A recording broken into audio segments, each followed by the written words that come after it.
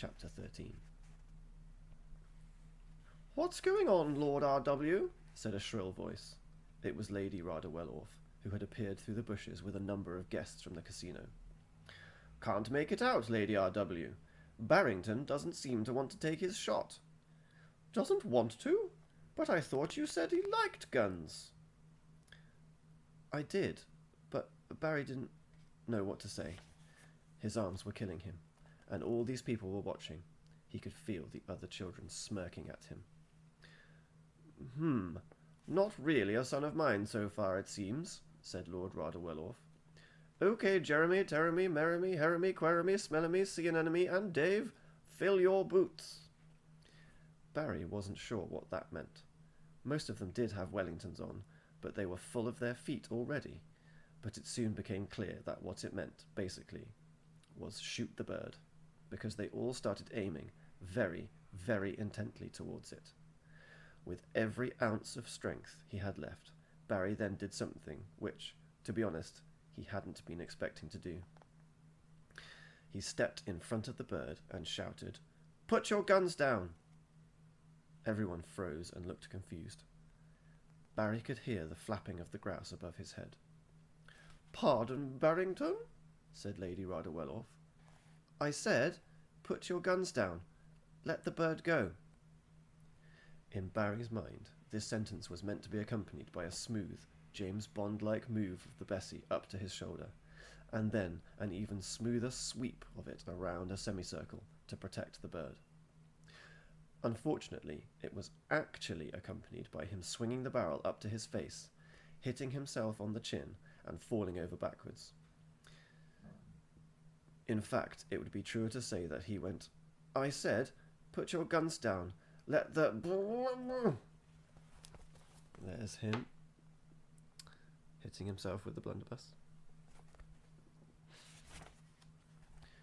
The children all looked at each other. Slowly, Barry picked himself up from the ground, using the Bessie less as a gun and more as a crutch.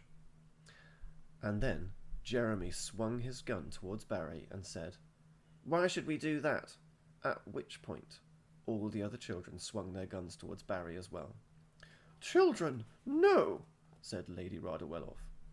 Now, said Lord Rada Wellorf. "Oops," said Peevish. But the guns of the other children remained trained on him. Barry felt the sweat breaking out on his forehead.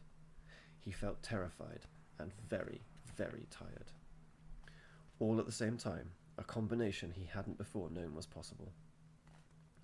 He looked over to the crowd of people watching and suddenly seemed to see two servants, the man and the woman, the ones with familiar voices, who had been standing by when he had arrived. They were looking at him with concern on their faces, their familiar faces. With concern, with hope, and with something else that Barry couldn't quite name. He heard a click. It was Jeremy's, or rather, Jeremy's gun. Barry knew that time was running out. He felt something against his leg. He looked down. It was his bucket of chips. £36 million worth. His legs, at least, had a tiny bit of strength left in them, so he kicked out and up, like Lionel Messi might have done when aiming for a free kick that needed to go up and over the wall, and the bucket rose above them all, turning over and over almost in slow motion, and spilling £36 million of chips into the air. Immediately, Jeremy, Teremy, Meremy, Heremy, Queremy, Smellemy, Seanemmy, and Dave dropped their guns and started rushing all over the field, arms outstretched, trying to catch the falling chips. As did all the guests and all the servants, apart from the oddly familiar two, who seemed to have vanished, and indeed Peevish. The grouse, which suddenly seemed to understand what was best for it, opened its wings and flew away, high above the trees. Barry looked round, standing there, looking crestfallen, where Lord and Lady Rada Wellorf. Said Lord Rada Wellorf. "That didn't quite go according to plan, did it? Still, anything else we can do for you, Barrington?" "Yes," said Barry. "I'd like to go back to the parent agency, please."